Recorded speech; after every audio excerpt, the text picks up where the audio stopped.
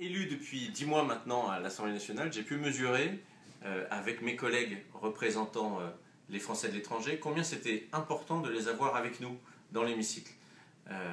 J'ai eu les responsabilités de rapporteur du projet de loi Mariage pour tous, et sur ce projet de loi, beaucoup de députés des Français de l'étranger, comme Corinne Narassiguin, et comme d'autres, se sont très impliqués dans ce sujet-là, pour deux raisons.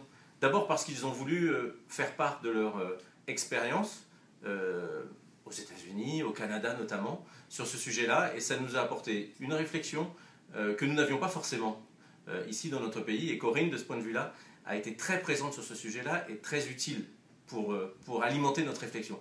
Et puis aussi pour un autre sujet, pratiquement, tout simplement, les députés des Français de l'étranger font part aussi au sein de l'hémicycle des difficultés, des problématiques qui se posent à nos compatriotes vivant à l'étranger. Et en l'occurrence, sur le mariage pour tous, nous avons pu, grâce à Corinne et grâce à d'autres, intégrer dans le texte des dispositions qui concernent les Français qui, aujourd'hui, vivent dans des pays qui n'ouvrent pas le mariage aux couples de même sexe. Donc ce sont les deux dimensions qui sont importantes pour un représentant des Français de l'étranger à l'Assemblée nationale.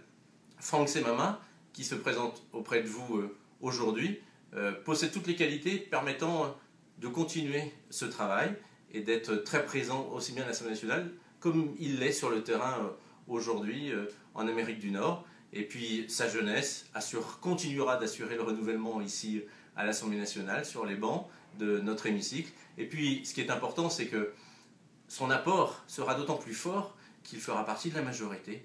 Donc je vous invite à voter Franck Semama.